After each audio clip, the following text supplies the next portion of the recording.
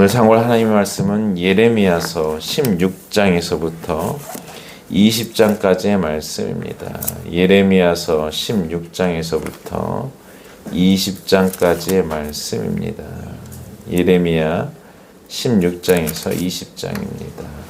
구약성경 1076쪽에 나와 있습니다. 예레미야 16장에서부터 20장까지의 말씀을 보시겠습니다. 어제 살펴본 말씀 가운데 하나님께서 예레미야에게 이스라엘 백성들을 위하여 기도하지 말라, 또 이스라엘 백성들을 위하여 복을 구하지 말라라고 말씀하십니다. 그리고 이어서 오늘 16장에는 너 결혼하지 말라라고 말하고 있습니다. 2절에요. 16장 2절.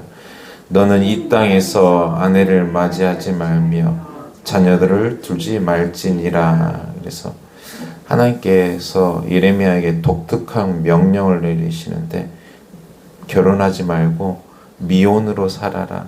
그 이유가 뭐냐? 그 이유는요, 어차피 이 땅에 심판이 임하기 때문에 주변 사람들이 제사장님 왜 결혼 안 하십니까? 이렇게 물었을 때 하나님 말씀에 당연히 생육하고 번성하라 하셨기 때문에 결혼해야 된다라고 생각했지만은 예레미야가 이런 대답을 해요. 이 땅이 하나님의 심판에 임할 것이기 때문에 그 심판이 임할 것 때문에 결혼하지 않는다라고 말하고 있어요. 또 결혼하지 말라는 명령뿐만 아니라 5절에요. 5절 한번 읽어보겠습니다. 여호와께서 이와 같이 말씀하시되 초상집에 들어가지 말라. 가서 통곡하지 말며 그들을 위하여 애곡하지 말라. 내가 이 백성에게서 나의 평강을 빼앗으며 인자의 사랑을 제함이라. 여호와의 말씀이니라. 초상집에 들어가지 말고 통곡하지도 말고 애곡하지도 말라. 이유는 이 땅에 하나님의 심판을 당해서 누가 누구를 잃어버렸다고 애곡할 수 있는 상황이 아니라는 겁니다. 전쟁을 예고하고 있습니다. 또 하나는요, 잔치집에 들어가지 말라. 8절 볼까요? 너는 잔치집에 들어가서 그들과 함께 앉아 먹거나 마시지 말라. 초상집뿐만 아니라 잔치집에도 가지 말라는 거예요. 지금 잔치를 벌일 때가 아니라 지금 나라가 망하게 생겼는데 지금 잔치 때가 아니다라는 거예요. 그래서 제사장이 오늘날 목사가요, 기도하지도 않고 복을 구하지도 않고 결혼도 안 하고 초상집에 가지도 않고 잔치집에도 가지지 않는 거, 제사장 직무를 행하지 말라라는 말씀이나 같습니다. 근데 하나님께서는요, 이 예레미야를 통해 하나님의 심판이 이 땅에 임한다는 것을 계속 보여주고 있습니다. 그래서 예레미야의 삶이 곧 하나님의 메시지였습니다. 그럼에도 불구하고 예레미야는요, 하나님 이 백성들 불쌍히 여겨주시고 긍휼히 여겨주시고 하나님의 은혜로 덮어주십시오. 끊임없이 백성들을 위해서 눈물 흘리면서 말씀을 선포하고 기도합니다. 근데 왜 이렇게 하나님께서 진노하셨을까? 그 이유는 굉장히 단순합니다. 복잡한 게 아니에요. 10절에 나와 있어요.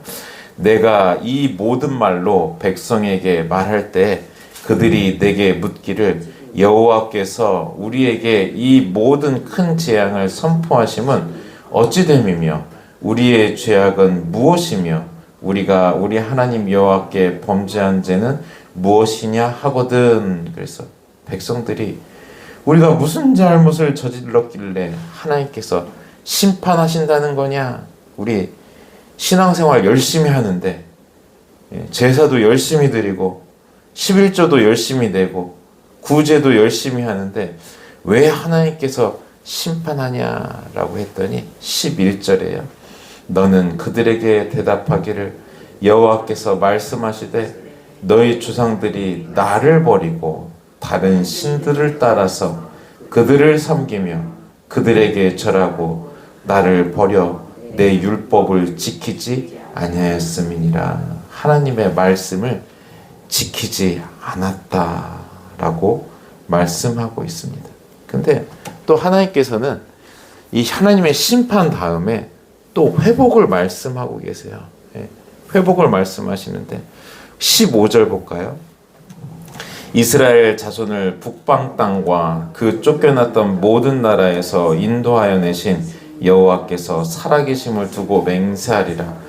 내가 그들을 그들의 조상들에게 준 그들의 땅으로 인도하여 드리라. 참 하나님 희한하시죠. 왜 심판하시는가? 아니 그냥 복되게 잘되게 하고 형통하게 하고 오래 살게 하면 되지 왜 심판하시는가? 왜 다 무너뜨렸다가 다시 또 회복하시는가? 왜 그냥 회복만 주시고 구원만 하시지 왜 파멸하고 뽑고 또 다 거두어 버리는가? 하나님이 잘 이해가 되지 않습니다. 여하튼간에 근데 하나님의 계획은 심판과 구원이 동시에 이루어집니다. 17장 볼까요? 17장 1절 유다의 죄는 금강석 끝 철필로 기록되되 그들의 마음판과 그들의 제단불에 새겨졌거든. 그들의 자녀가 높은 언덕 위 푸른 나무 곁에 있는 그 제단과 아세라들을 생각하는도다. 그 유다의 죄가요 금강석 끝 철필로 기록됐다. 지워지지를 않는다는 거예요. 5절 볼까요? 여호와께서 이와 같이 말씀하시니라. 무릇 사람을 믿으며 육신으로 그의 힘을 삼고 마음이 여호와께서 떠난 그 사람은 저주를 받을 것이니라. 16장에는 그냥 막연하게 너희가 하나님의 말씀에 순종하지 않았다라는 건데 17장에는 구체적으로 무릇 사람을 믿으며 하나님을 믿지 않고 사람을 믿고 육신으로 그 힘을 삼고 마음이 여호와께서 떠난 그 사람은 저주를 받을 것이다 라고 말씀하고 구체적으로 사람 믿고 육신으로 그 힘을 삼고 마음이 여호와께서 떠난 사람, 이것이 이스라엘 백성들의 죄였었어요. 반면에 하나님을 의지하는 사람은 복을 받을 것이다. 7절 볼까요? 16장 7절입니다. 그러나 무릇 여호와를 의지하며 여호와를 의뢰하는 그 사람은 복을 받을 것이니라 라고 말씀하고 있고 9절 17장 9절이요. 17장 9절 만물보다 거짓되고 심히 부패한 것은 마음이라 누가 등이 이를 알리요마는 감추졌는데 드러나지 않아요. 우리 마음은 잘 드러나지 겉으로 드러나지 않아요.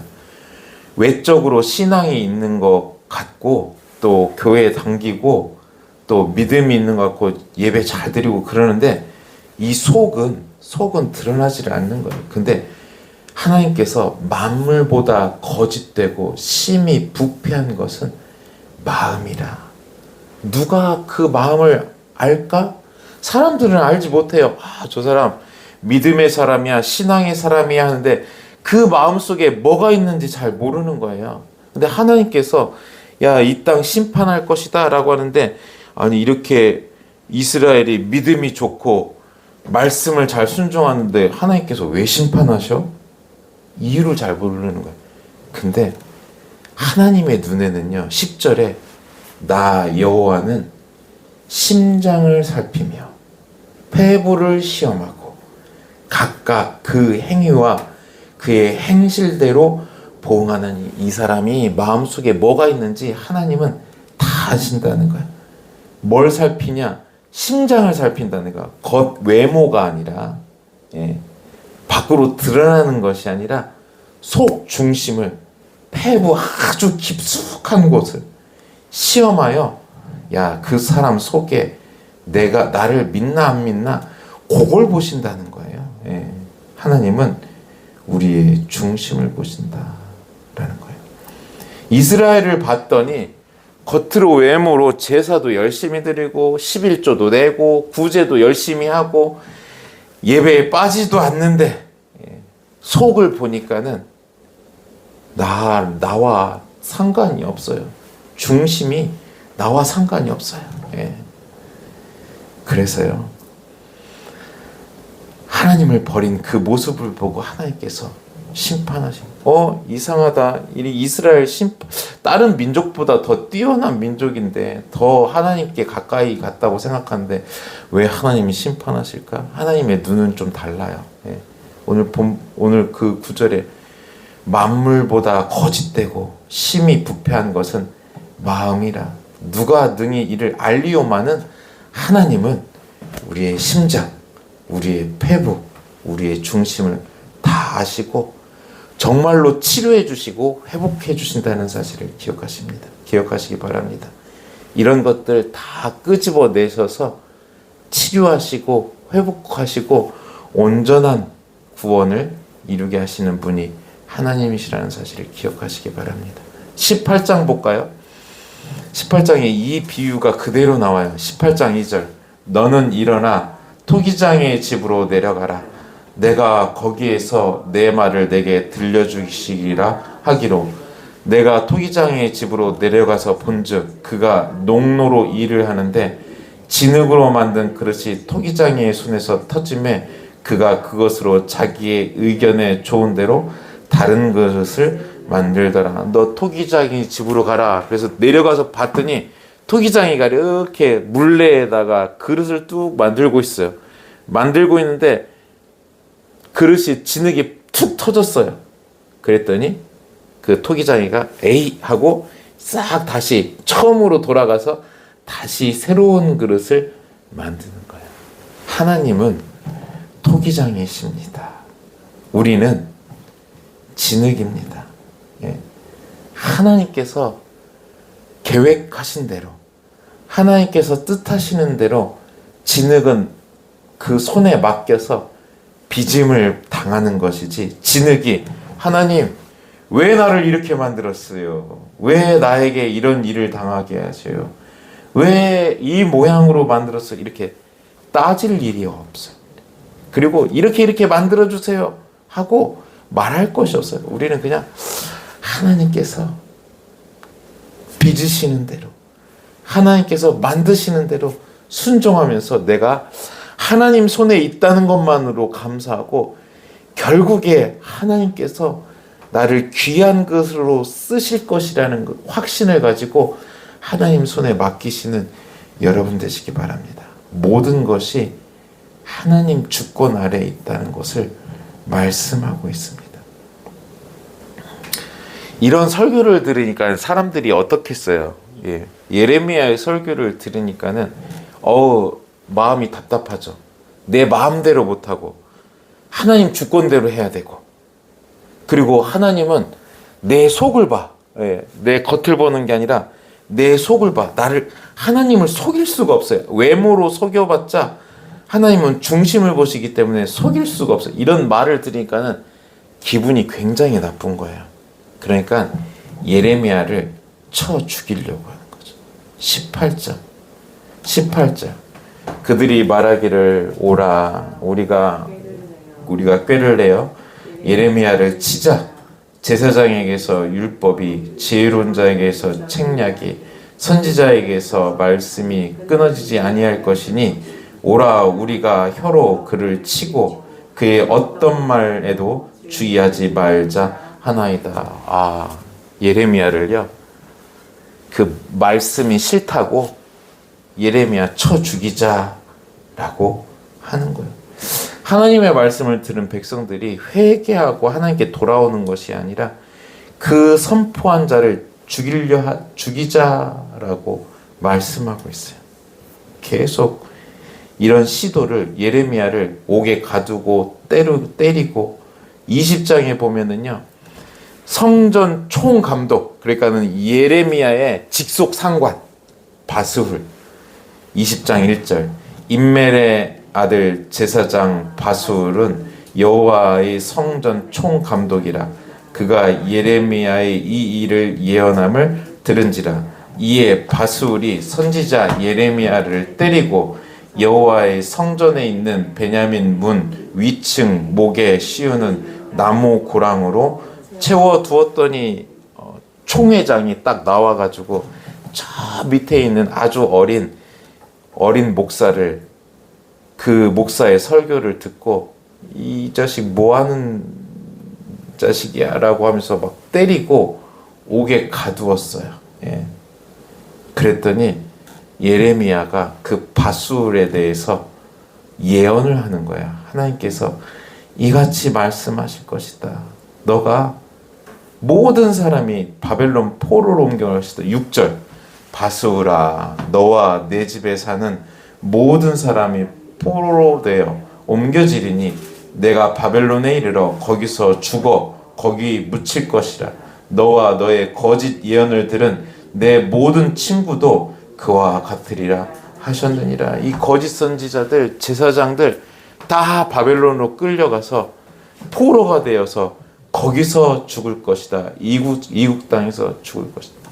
이렇게 담대하게 선포했는데 예레미야도요 사람인지라 흔들렸어요. 맨날 입만 열면 파멸과 멸망을 선포하니까는 이 사람들이 다 저 목사님 또 시작하네, 또 저런 소리 하네 하고 막 치욕하고 조롱하고 그랬어요. 예. 옥에 가두고 구덩이에 빠치고, 예. 죽이려고 하고. 그래서 하도 이 사역이 괴로우니까는 예레미야가 나 더 이상 하나님 말씀 선포하지 않을래요. 9절 볼까요? 내가 다시는 여호와를 선포하지 아니하며 그의 이름으로 말하지 아니하리라 하면 나의 마음이 불붙는 것 같아서 골수에 사무치니 답답하여 견딜 수 없나이다. 나 다시는 하나님 말씀 전하지 않을래요. 맨날 파멸과 멸망. 하나님 나는 좀 부흥하는 설교, 잘 되는 설교, 사람들이 재미난 설교 했으면 좋겠어요. 그랬더니 그러겠다고 하니까는 가만히 있는데 예레미야가 이 마음에 불붙는 것 같아서 하나님의 말씀이 임해서요 예레미야를 가만히 놔두지 않는 거예요. 또 나가서 하나님의 말씀을 선포하는 모습을 볼 수 있습니다. 우리 하나님께서 하시는 일들을 잘 깨닫지 못합니다. 우리 주변에 일어나는 일들이 이해 못할 일들이 굉장히 많습니다. 그런데 우리가 취할 자세는 하나님 이렇게 해주세요 이게 아니라 하나님 주권 아래 있으니 내가 엎드려 하나님께 기도합니다. 하나님의 뜻대로 되길 원합니다 라고 하나님의 주권을 인정하시는 우리 성도들 되시길 간절히 축원드립니다. 예수님도 겟세마네 동산에서 기도하실 때 이 잔을 내게서 옮기시옵소서라고 하는데 그 앞에 뭐가 있냐면요 아버지요 아버지 뜻이거든 이 잔을 내게서 옮기시옵소서. 요 앞에 아버지의 뜻이거든 있어요. 또 뒤에 그러나 나의 원대로 마옵시고 아버지의 원대로 되길 원하나이다.